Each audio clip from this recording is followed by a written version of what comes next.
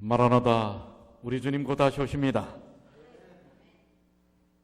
정말 우리 주님 빨리 오시기를 고대합니다. 우리 엄영호 목사님 사모님 죄송합니다. 아까 제대로 알아보질 못했는데요. 다시 한번 환영합니다. 이제 날씨가 완전히 봄입니다. 그렇죠?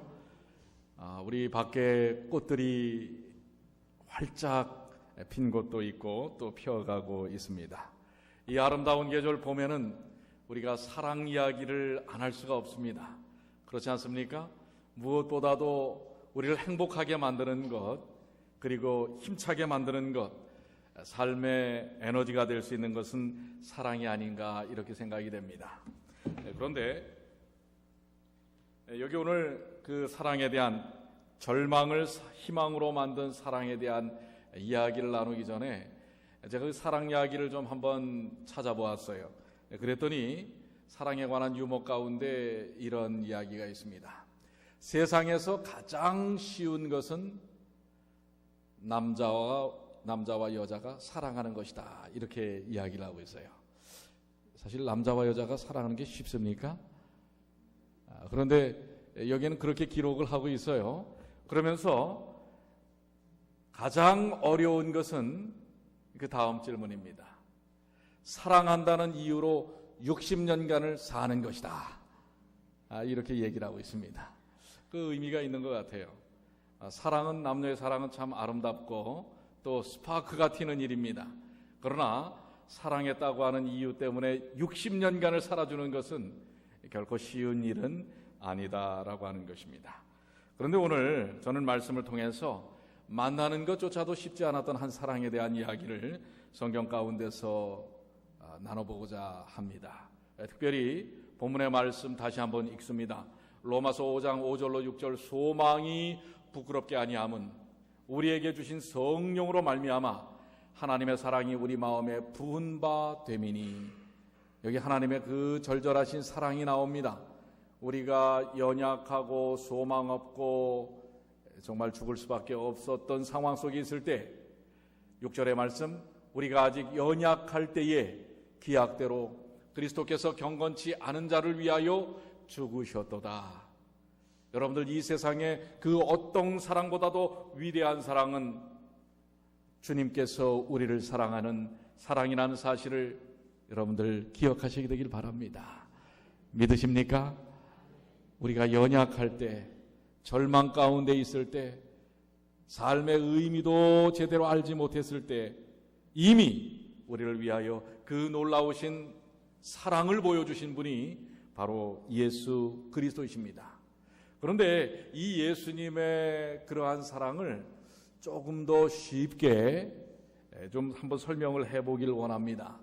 그래서 이미 구약에서 나타난 하나님의 사랑, 예수님의 사랑에 대한 모습이 너무 절절한 로맨틱한 사랑에 대한 로맨스가 있기 때문에 오늘 그 말씀을 봅니다. 여러분들, 구약에 많은 사랑의 이야기가 나옵니다. 아가서를 보면 정말 뭐예요? 첫 절부터 절절한 사랑의 이야기들입니다. 어떻게 보면 아주 노골적으로 이야기를 합니다. 그런데 오늘 저는 한 남녀의 정말 애처로우면서도 그러나 정말 놀라운 사랑에 대하여 함께 좀 이야기를 나누길 원하는데요. 여러분들, 구약에 많은 사랑이 나오지만 어떤 사랑 이야기를 좀 나누기를 원하는지 모르겠어요. 자, 룻기서로 갑니다. 룻기서 3장 9절로 10절입니다. 가로되 내가 누구뇨 대답하되 나는 당신의 시녀 루시오니 당신의 옷자락으로 시녀를 덮으소서. 당신은 우리 기업을 물을 자가 됨이니이다. 가로되 내 딸아, 여호와께서 내게 복 주시기를 원하노라. 내가 빈부를 물론하고 연소한 자를 쫓지 아니하였으니 너의 베푼 인애가 처음보다 나중이 더하도다. 자, 누구와 누구의 사랑의 만남의 장면입니까? 보아스와 룻의 사랑의 만남의 장면입니다. 여러분들이 이미 잘 아시는 것처럼 룻은 정말 가난한 집에 시집을 갔습니다. 그렇죠? 룻의 시어머니가 누구죠? 나오미였습니다. 그런데 이 나오미는 먹고 살 거리가 그렇게 넉넉지 않아서 베들레헴 출신입니다. 남편 엘리멜렉과 함께 기근을 피해서 바로 이 룻이 살던 모압 지방으로 이제 이민을 떠나온 것입니다. 나라를 바꿔서 왔어요. 그런데 참 어떻게 보면 우리 미국으로 이민 온 여러분과 우리 모두의 형편과 비슷합니다. 더 잘 살기 위해서 정말 이 누구예요? 나오미처럼 더 잘 살기 위해서 꿈과 희망을 갖고 이제 이민을 했습니다. 모압이라고 하는 곳에 이민을 했는데 아들 둘을 낳아놓고 그만 남편이 어떻게 돼요? 죽고 말아요. 이 청산 과부가 되고 마는 것입니다. 그러나 두 아들을 이제 장성이 키워서 결혼을 시킵니다. 그러나 10년 내에 두 아들마저도 다 어떻게 돼요? 죽고 마는 것입니다. 사실 이 정도 이야기를 들으면 너무 슬픈 얘기예요. 그렇지 않습니까? 꿈을 안고 이민을 했는데 결과적으로는 뭐예요? 남편 잃고 아들 둘 잃고 누구만 남겨진 거예요? 시어머니 나오미와 이방의 며느리 둘만 남겨진 것입니다. 여자 셋이 매일 아침마다 눈을 뜨고 쳐다볼래니 어떻겠을까요? 여러분들 그 앞집 밥상에서 정말 행복했겠어요? 그런데 그런 처지에 어떻게 보면 절망과 낙담 속에 있는 그러한 상황 가운데 그가 이제 이 두 며느리를 건사하고 살 힘도 없는 것입니다. 그래서 며느리들에게 어떻게 해요? 이제 너희들 갈 길로 가라. 그렇지만 두 며느리 중에 한 며느리인 누구는요? 룻은 가지 않고 어떻게 하는 것입니까? 자, 여기 룻기 1장 16절로 17절에 이렇게 룻이 고백합니다. 룻이 가로되 나로 어머니를 떠나며 어머니를 따르지 말고 돌아가라 강권하지 마옵소서.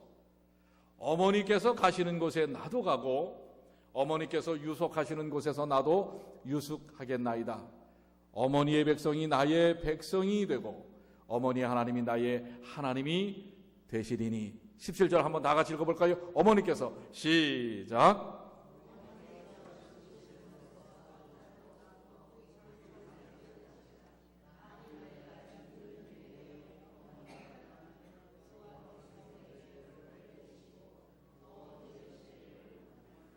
예, 여기 룻이 뭐라고 얘기합니까?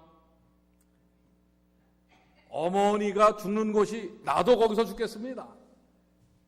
만약에 내가 죽는 일 외에 어머니를 떠난다면 여호와 하나님께서 내게 벌을 내리시고 더 내리기를 원합니다. 참 대단한 어떻습니까? 며느리지요?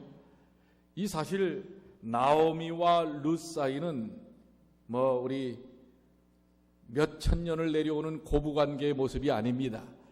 그렇지 않습니까? 너무나 아름다운 그러한 고부간의 모습을 보여주고 있습니다. 그러면서 룻은 결단코 나오미를 떠나지 않겠다고 하는 것입니다. 그러면서 함께 이제는 그 모압에서 너무나 엄청난 상처를 받았기 때문에 고향으로 이제 돌아가겠다고 하는 것입니다. 그래서 나오미와 룻은 고향 땅으로 돌아갑니다. 고향 땅에 돌아왔을 때에 그 친족들이 어떻게 해요? 정말 사랑으로 그들을 맞이하는 것을 볼 수가 있습니다. 남자들은 다 죽고 여자 둘만 돌아온 그들, 슬픔과 통곡과 아픔과 쓰라림만이 그들에게 있었지만 그러나 그들은 새로운 소망을 안고 고향 땅으로, 그러나 룻은 이방 땅으로 그의 고향을 떠나서 어머니를 따라온 것입니다. 어떻게 보면 참 룻의 선택은 쉽지 않은 선택이에요. 요즘 같았으면 어떡할까요? 자식이 있는 것도 아니고 이제 남편이 있는 것도 아니고 훌훌 날아가겠다고 생각할 수도 있었던 사람인데 그러나 어머니를 따라서 이스라엘로 돌아오는 것입니다. 여기에 보면 이 룻과 나오미의 관계 속에서의 나타나는 아름다운 모습은 오늘날 우리 가정에서 우리가 배워야 할 그러한 교훈들이 아닌가라고 생각합니다. 사실 상당히 미묘하고 어려울 수 있는 관계를 친어머니보다도 더 가깝게 여기는 고부간의 이 사이는 오늘 우리들에게 많은 생각을 하게 합니다. 사실 여러분들 멀리서 찾을 필요 없어요. 저희 집에도 고부가 있습니다. 그렇죠? 예. 여러분들은 어떠세요? 사실 고부간이 함께 살지 않으면 말을 하지 마세요. 그렇지 않습니까? 밖에서 볼 때는 그걸 잘 몰라요. 살아봐야 하는 것입니다. 그러나 오늘 우리는 어쨌든 여기 나오미와 룻의 관계를 통해서 나타나는 이 모습은 우리에게 귀감이 되는 것이라고 하는 것입니다. 자, 그런데 오늘 이제 이렇게 해서 고향 땅에 돌아온 두 사람, 그러나 여전히 고향 땅에 돌아와도 뭔가 희망이 있는 것은 아닙니다. 그들의 삶의 터전이 넉넉한 것이 아닙니다. 그야말로 과부 둘이 와서 사는 거예요. 참 딱한 일이 아니겠습니까?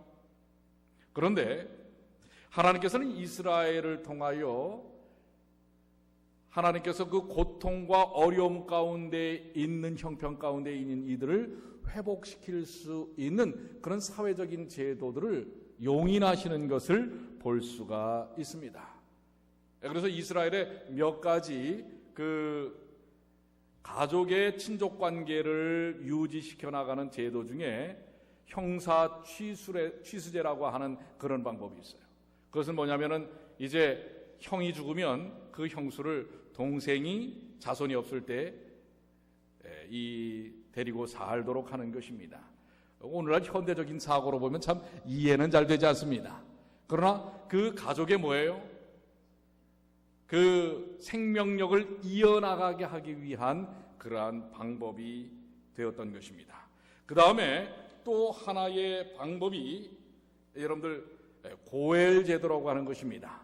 즉, 그 친족 중에 과부가 나거나 그러한 형편에 놓여 있을 때 그 친족 중에 가장 가까운 사람이 그런 문제들을 해결을 하도록 하는 것입니다.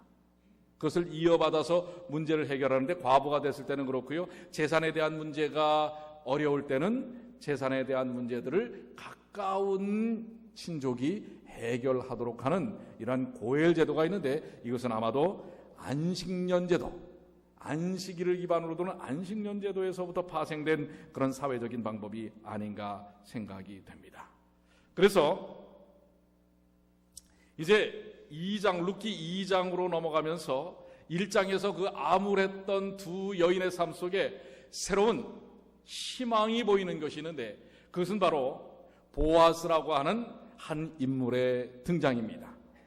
즉 이스라엘에 존재했던 고엘이라고 하는 제도를 통해서 가장 가까이 있던 친족이 과부의 문제를 해결하도록 하고 또한 삶의 고통을 해결하도록 하는 그러한 방법 가운데 바로 가장 은혜롭고 유력한 사람 가운데 바로 보아스라고 하는 사람이 있었던 것입니다. 그래서 룻기 2장 1절은 그 부분을 이렇게 설명을 합니다.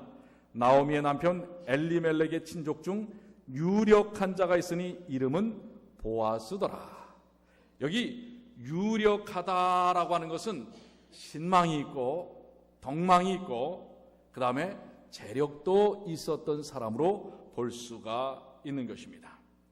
여기 보아스라고 하는 이름은 나중에 우리가 다시 한번 언급을 하겠지만 빠름, 쾌활, 그 다음에 활력이 넘치는, 그런데 아주 더 중요한 의미가 보아스의 이름 가운데 담겨져 있어요. 그것은 그 안에 능력이 있다. 즉 그분 안에 능력이 있다. 이런 의미를 갖고 있습니다. 그 안에 능력이 있다. 그분 안에 능력이 있다. 여러분들 이 의미를 통하여 보아스의 이름을 통해 누가 연상이 되지요? 그 안에 능력이 있다. 누가 연상이 돼요? 예수 그리스도. 어떻게 보면 이 정말 형편없는 처지에 절망과 낙담과 희망을 가질 수 없는 인생살이에 처해져 있는 룻과 나오미에게 보아스는 그야말로 쾌활함과 그 안에 능력이 있음을 보게 하는 그러한 대상이라고 하는 것을 알 수가 있는 것입니다. 오늘 이 두 여인에게 보아스라는 인물의 등장은 새로운 희망과 소망을 갖게 하는 것이라고 하는 것입니다. 오늘 우리도 때때로 인생살이 가운데 많은 절망과 고통과 어려움을 겪을 수가 있습니다. 생각지 않았던, 전혀 내 인생 가운데서 계획되지 않았던 일들이 일어날 수가 있는 것입니다. 그럴 때 사람들은 낭망하고 절망하고 좌절합니다. 그러나 우리 하나님께서는 그런 인생 한 사람 한 사람에게까지도 여전히 깊은 사랑의 관심을 놓지 않는다는 사실을 기억하시게 되길 바랍니다. 오늘 그것이 오늘 이 아름다운 계절에 다시 한번 뜨겁게 우리에게 다가오시는 하나님의 사랑으로 여러분과 저에게 느껴지시게 되기를 간절히 축원합니다. 이제 보아스의 등장을 통하여 나오미는 생각합니다. 이 룻을 어떻게 하면 좋을까? 아직도 젊은 패기가 왕성한 젊은 여인입니다. 그에게 꿈과 소망, 더 나아가서 영적으로는 그의 삶 속에서 하나님의 놀라우신 역사와 유업이 있기를 기대했는지는 모르지만은, 그러나 그의 삶을 통하여 행복과 평안이 넘치기를 소망했던 것은 분명한 것입니다. 오늘 여기 룻기서를 통해서 우리에게 전달하시고자 하시는 하나님의 귀하신 복음은 하나님의 구원의 섭리를 이 룻기서를 통하여 충만하게 담고 계시다고 하는 것입니다. 아무리 어렵고 힘들고 삶을 스스로 해결할 수 없는 인생이라 할지라도 하나님을 만나는 일을 통하여 그들의 인생의 면모가 완전히 달라질 수 있다고 하는 사실을 보여주고 있는 것입니다. 오늘 여러분들, 오늘 이거는 나밖에 몰라, 다 내 형편태봐, 뭐 이런 식의 이야기를 할 수가 있을 것입니다. 내 고통을 누가 할까? 내 어려움을 누가 할까? 내 가족도 알 수 없는 고통을 과연 누가 이 문제를 해결해 줄까? 이렇게 여러분들 생각하실 수 있습니다. 바로 나오미가 그랬던 사람입니다. 여러분, 나오미의 이름의 뜻이 무엇입니까? 나오미란 기쁨이란 뜻입니다. 그런데 그가 고향에 돌아와서 이 친족들이 그를 환영하면서 막 이 부둥켜 안았을 때 나오미가 뭐라고 고백하는 줄 아십니까? 나를 더 이상 나오미라고 부르지 말라고. 왜요? 나오미의 이름의 뜻이 뭐라고요? 기쁨인데 기쁘지 않아요. 그래서 마라라고 부르라고. 마라가 뭡니까? 쓴물이라고 하는 뜻입니다. 쓰다라는 뜻이에요. 내 인생은 쓰다라고 하는 것입니다. 여러분들, 우리가 때때로 이 세상에서 정말 마라와 같은 쓴 경험을 하는 것입니다. 전혀 생각지 않았던 일들이 반복해서 우리에게 다가올 수 있는 것입니다. 우리의 이름은 소망처럼 기쁨이었을지 모르는데 삶에서 부딪히는 일들은 몸이 아프고요, 하는 일이 되지 않고요, 영적으로 연약해지고요, 인간관계는 점점 깨어지고 엉켜지고요, 이런 마라와 같은 경험을 할 수 있다고 하는 것입니다. 그러나 다시 한번 분명히 말씀을 드리지만은 남편 엘리멜렉의 친족 중 유력한 자가 있으니, 유력, 이건 힘이 있다고 하는 것입니다. 아까 그 보아스의 이름의 뜻 말씀드렸죠. 그 안에 능력이 있다. 능력이 있는 이러한 이름을 가진 사람이 유력한 것입니다. 거기다가 힘까지 있는 거예요. 능력이 있을 수 있는 기본을 갖고 있는 사람이 진짜 그것을 갖추고 있는 것입니다. 저는 보아스를 오늘 우리를 향하여 소망의 열쇠로 다가오시는 예수 그리스도로 확신하기를 원합니다. 나오미와 룻에게 있어서 보아스는 유력한 인생의 모든 문제를 해결해 줄 열쇠이신 구주 예수 그리스도인 것입니다. 그래서 하나님은 바로 이 두 여인에게 그러한 유력한 구원의 손길을 접하게 하는 것입니다. 근데 이 구원의 손길을 접할 뿐만 아니라 이 구원의 손길 안에서 이루어지는 일이 오늘 처음 서두에 말씀한 것처럼 우리의 절망을 이길 수 있는 가장 강력한 힘은 사랑이라고 하는데, 사랑으로 이것을 극복하도록 하나님께서 만들어 주시는 것입니다. 그래서 저는 이 룻기에서 나타나는 세 인물, 나오미, 룻, 보아스를 통하여 세 가지 종류의 절망을 희망으로 만드는 사랑을 좀 여러분들과 나누기를 원합니다. 자, 첫 번째 사랑이 뭐예요?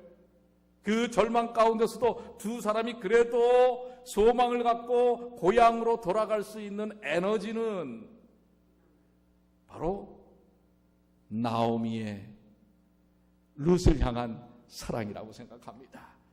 그런 절절했던 누구에 대한 사랑? 며느리에 대한 사랑이 아직까지도 그 절망적인 상태에서 자신의 삶을 이겨낼 수 있는 소망의 끈이라고 하는 것입니다.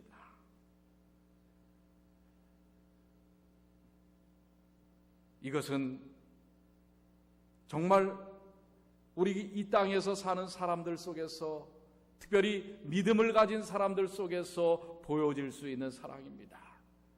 나오미와 룻의 사랑, 이것은 어떻게 보면 어려운 관계지만은, 그러나 그 관계를 뛰어넘는 그 안에 있는 하나님의 사랑의 맛을 아는 사람들이기 때문에 이루어질 수 있는 사랑이라고 하는 것입니다. 오늘 여러분들, 우리도 그렇습니다. 참 다양한 인간관계를 우리가 갖고 살 수 있습니다. 어떻게 보면 가까워질 수 없는 구조를 가진 삶을 우리가 살 수 있습니다. 그러나 그것을 뛰어넘을 수 있는 것은 그래도 나오미의 삶 속에 있는 하나님에 대한 사랑의 열정이 룻에게 전달되었고, 또 그래서 룻은 그 어머니의 사랑에 대하여 사랑으로 반응하는 일을 통하여 함께하는 것입니다. 여러분들, 사랑의 특징이 뭡니까? 사랑의 특징은 함께하는 것입니다. 그렇습니까? 안 그렇습니까? 사랑하면 뭐 하고 싶어져요? 뭐 하고 싶어지죠? 보고 싶어져요. 또 보고만 싶어요? 어떻게 하고 싶습니까? 함께하고 싶습니다. 자, 옆에 있는 우리 성도를 한번 좀 보십시오. 이분들이 여러분 사랑하는 분들입니까? 아닙니까? 근데 여러분들 사랑하는 분들 얼굴 표정이 왜 이렇게 오늘 아침을 제대로 안 들고 오셨는지. 아니, 밖이 얼마나 찬란한 이 계절입니까? 이 찬란한 계절에 하나님의 사랑의 이 의미를 좀 가슴속에 좀 풍성히 담으시길 바랍니다. 자, 옆에 분을 여러분들 사랑하십니까? 자, 사랑합니다 한번 해보세요. 예. 사랑하면 뭐 하고 싶어진다고요? 보고 싶어지고 뭐 하고 싶어져요? 함께 있고 싶어지는 것입니다. 오늘 이 자리에 계신 분들이 바로 그렇습니다. 오늘 이 사랑이야말로 우리를 지탱하는 에너지가 된다고 하는 사실을 기억하시게 되기를 바랍니다. 룻은 어떻습니까? 이 룻이 어떠한 사람인지에 대한 부분, 자, 여기 룻에 대한, 룻이 누구에 대하여, 사실 그 표현은 자세히 나오질 않지만은 이 룻이 어머니 나오미의 이야기를 듣고 보아스를 만나러 가지요. 그런데 보아스를 만나는 과정에서 룻은 상당히 열정적인 여인인 것을 알 수가 있습니다. 이 사실 어머니가 시키긴 시켰지만은, 시켰다고 어떻게 남의 남자, 하긴 그때 보아스가 부인이 있지는 않았어요. 그렇지만 아직 외간 남자인데, 외간 남자가 자는 발치에 가서 눕습니까? 예? 아무리 이 어머니가 시켰다고 해서 어머니가 아주 믿을 만한 사람이지만은, 사실 여기 룻기를 여러분들 자세히 연구를 해보면 룻이요, 여기 현숙한 여인이라고 이 보아스가 치켜 세웁니다. 자, 이제 보세요. 이 깨어났을 때 가로되 내 딸아, 여호와께서 내게 복 주시기를 원하노라. 내가 빈부를 물론하고 연소한 자를 쫓지 아니하였으니 너의 베푼 이내가 처음보다 나중이 더하도다. 내 딸아, 두려워 말라. 내가 내 말대로 내게 다 행하리라. 내가 현숙한 여자인 줄 나의 성읍 백성들이 다 아느니라. 여러분들, 현숙한 여자가 알지도 못하는 남자 밑에 가서 이렇게 누워 있어요? 어때요?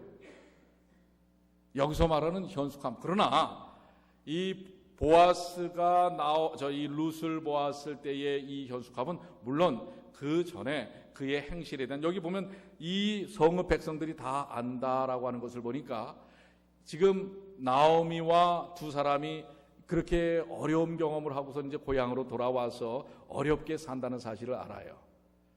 그리고 막 이삭도 막 흘려주기도 하고 뭐 이런 일들도 사실 합니다. 하면서 이야기를 듣기를 사실 그 주변에 뭐 찝적대는 사람들이 꽤 많이 있었지 않겠어요? 그러나 이 룻이 그런 부분에 대해서 아주 정결하게 자신을 지켜냈던 것을 알고 있었던 것이에요. 그러나 이제 이 자기 발치 밑에서 일어나는 이 룻을 보면서 사실은 이것은 어떤 의미에서는 보아스의 고백이기도 합니다. 보아스도 먼 발치에서 혹 소문을 통해서 이 룻에 대한 애정이, 사랑이 싹 텄을지 모르는 것입니다. 아까 그 유력하다고 하는 보아스의 이름과 삶 속에는 어렵고 힘든 사람들을 살피고 돕는 보아스의 품성의 모습이 있는 것입니다. 그래서 이미 소문을 듣고 룻과 나오미가 어려운 가운데서 왔다 했을 때 그 마음에 애처로움을 가질 수 있었던 것입니다. 그렇기 때문에 여기 보아스가 룻에 대하여 현숙한 여인, 정숙한 여인으로 표현하게 되는데요. 여기 이 현숙한 여인이다라고 하는 히브리 말의 뜻에는 현숙하다는 것이 두 가지 의미로도 표현이 돼요. 유능한 여인, 유능하다라고도 표현될 수 있는 것입니다. 이것을 히브리 말로는 에셋 하일이라고 하는 것입니다. 여기 하일이라고 하는 말이 유능한이라는 뜻이에요. 그러니까 이 룻은 현숙하기도 했지만은 상당히 뭐예요? 밝고, 사실 나오미를 따라서 이방까지 온다는 것 자체가 아주 적극적인 성격의 소유자가 아니면 할 수가 없는 모습이라고 생각이 돼요. 그리고 이 나오미를 통하여 그가 하나님에 대하여 깨달았을 것이라고 생각합니다. 그래서 나중에 뭐예요? 내가 죽는 거 외에 어머니를 떠나면 하나님께서 나를 벌을 주기를 구한다고 이야기하고 있지 않습니까? 하나님에 대한 믿음을 받아들인 것입니다. 그래서 그는 믿음도 삶도 매우 적극적이고 유능한 열정적인 사람이었다는 사실을 봅니다. 그렇기 때문에 보아스를 향한 애정도 매우 열정적인 사람이었다는 사실을 우리는 이해할 수가 있습니다. 즉 룻의 보아스를 향한 사랑. 그런데 사실 보아스는 나이가 많은 사람이었어요. 룻은 젊은 여인이었고 보아스는 나이가 많은 사람이었지만, 그러나 룻의 마음에도 어머님께서 권하기도 했지만은 그의 마음 가운데 확신이 이 사람이 아니면 안 되겠구나 라고 하는 뭐예요? 확신을 가진 것입니다. 사랑에 대한 열정을 가진 것입니다.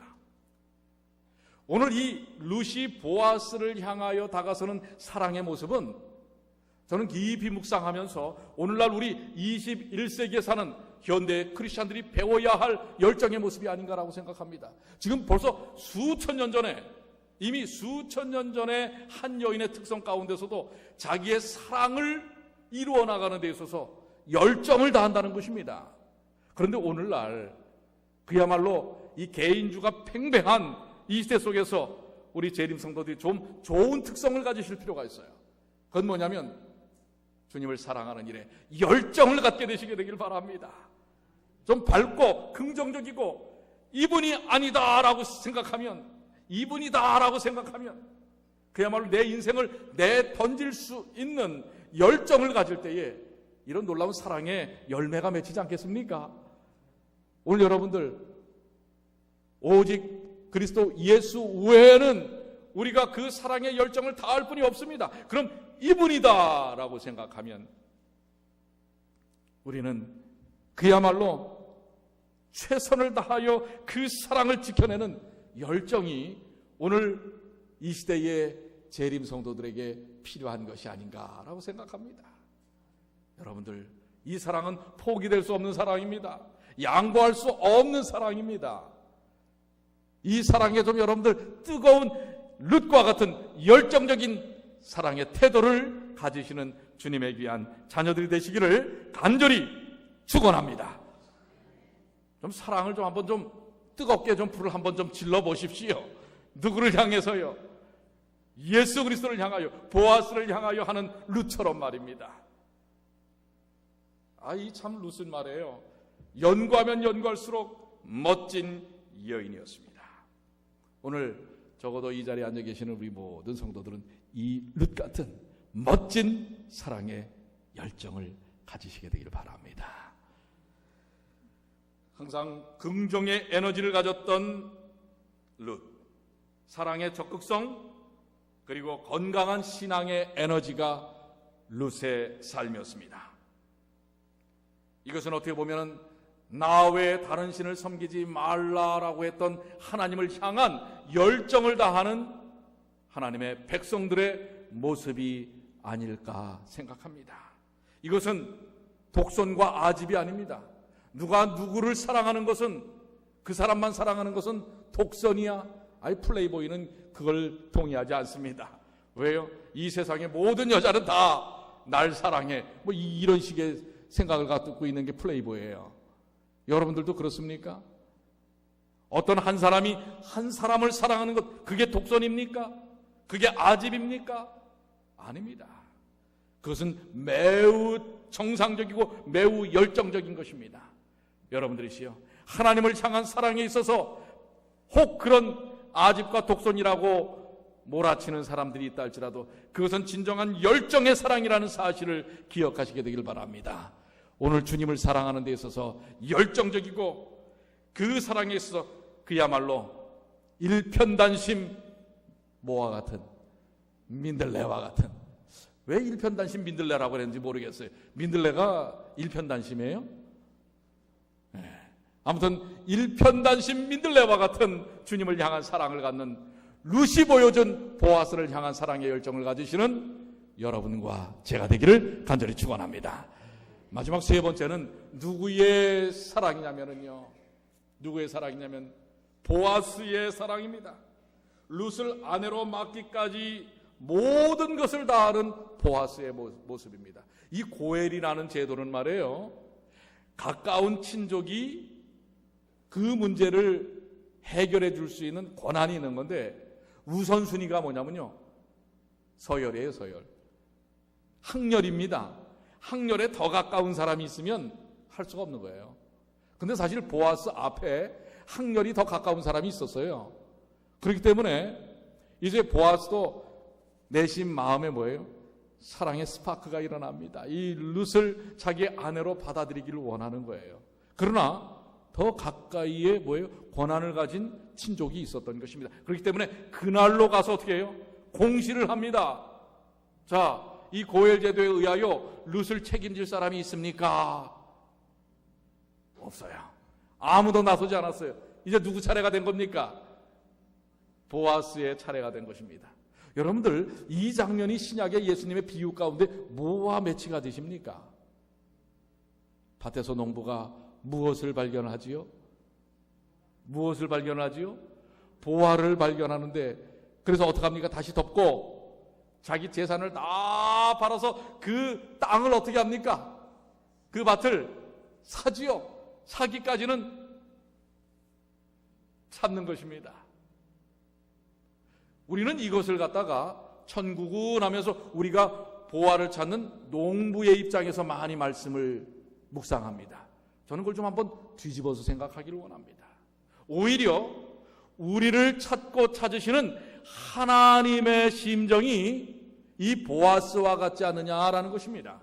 왜요? 오늘 우리를 향하여 죄의 괴수인 마귀는 우리의 모든 여러분과 저의 주관자라고 주인이라고 주장합니다. 그렇기 때문에 하나님께서는 어떻게 해요? 우리를 당신의 백성, 당신의 자녀로 만들기 위하여 참고 참으셔서 지금으로부터 2000년 전 누가 예수께서 어떻게 해요? 십자가에 달려 돌아가시기까지 참으셔서 보아스가 그 고엘 제도에 의하여 다른 권한을 가진 사람들을 다 정리하고 참아 끝끝내 누구를 아내로 맞이하는 것처럼, 룻을 아내로 맞이하는 것처럼 우리를 향한 애정의 그 모든 것을 다하기 위하여 스스로 이 땅에 오셔서 십자가에 달려 돌아가심으로 여러분과 저를 신부로 맞이하셨다는 사실을 여러분 감사하시지 않습니까? 이게 바로 우리 하나님이십니다. 이게 바로 우리 주 예수 그리스도이십니다. 이 보아스의 사랑은 깊고도 넓고도 인내하는 사랑이었습니다. 끝끝내 참아서 얻어내는 사랑이었습니다. 그래서 시편 30편 11절에 있는 말씀처럼, 그래서 이 슬픔과 절망 가운데 있었던 룻을 향하여 주께서 나의 슬픔이 변하여 내게 춤이 되게 하시며 나의 베옷을 벗기고 기쁨으로 띄우셨나이다. 이런 고백을 하게 만든다는 사실을 기억하시게 되길 바랍니다. 오늘 우리 주님이 그렇게 보아스처럼 우리에게 다가오셔서 룻을 사랑하는 것처럼 사랑하시는 하나님이십니다. 우리 한번 다 같이 읽어볼까요? 시편 30편 시작. 주께서 나의 슬픔이 변하여 내게 춤이 되게 하시며 나의 베옷을 벗기고 기쁨으로 띄우셨나이다. 오늘 여러분들 육신적으로 고통이 있습니까? 절망 가운데 있습니까? 낙담 속에 있습니까? 재정적인 문제가 있습니까? 가족 간의 문제가 있습니까? 삶의 문제가 있습니까? 오늘 내게 다가오신 하나님, 내게 온전히 구원의 소망, 절망에서 희망으로 바꾸는 사랑으로 다가오신 보아스와 같은 우리 주께서 계시다는 사실을 인해 오늘 이 약속의 말씀처럼 내게 춤이 되게 하시며 나의 베옷을 벗기고 기쁨으로 띄우셨다다. 할렐루야. 오늘 이 약속의 말씀이 여러분과 저를 위한 약속의 말씀입니다. 그렇기 때문에 본문의 말씀 로마서 5장 5절로 6절 다시 한번 읽습니다. 뭐라고요? 소망이 부끄럽게 아니함은 우리에게 주신 성령으로 말미암아 하나님의 사랑이 우리 마음에 부은 바 됨이니. 오늘 세 가지 사랑이 부어졌습니다. 나오미의 룻을 향한 사랑, 룻의 보아스를 향한 열정적인 사랑, 그리고 보아스의 우리를 향한 끝없는 인내와 폭넓은 참음의 사랑, 끝끝내 얻어내는 그 사랑, 그 사랑이야말로 여러분을 절망에서 희망으로 바꾸는 사랑의 에너지임을 확신하십니까? 오늘 그 사랑이 여러분과 우리 모두에게 있습니다. 그 귀한 사랑을 인하여 이제 활짝 피어오르는 꽃처럼 오늘 우리의 마음에 믿음의 꽃을 피우시게 되길 바랍니다. 그리고 낭망에 있지 마십시오. 주저앉아 있지 마십시오. 바로 그분이 우리를 세우셨고 그분이 우리를 책임지시고 그분이 우리에게 이제는 베옷을 벗기고 기쁨의 띠를 띄우셨음을 고백하시는 주님의 귀한 자녀들이 되시기를 간절히 축원합니다. 이제 우리에게 오직 힘되시는 분은 누구예요? 예수 그리스도. 다 같이 일어나셔서 그 찬양의 고백을 함께 하시면서 말씀 마치겠습니다.